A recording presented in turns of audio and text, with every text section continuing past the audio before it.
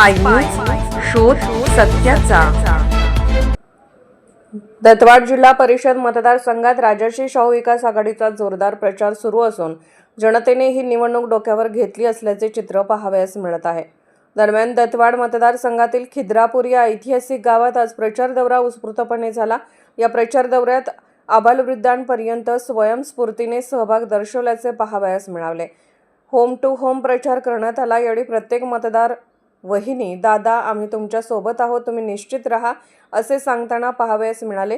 टाकळी पंचायत समितीचे उमेदवार अविनाश पाटील व दत्तवाड जिल्हा परिषदेचे उमेदवार उत्तरा विजित शिंदे यांचा प्रचार धुमधडाक्यात पार पडला।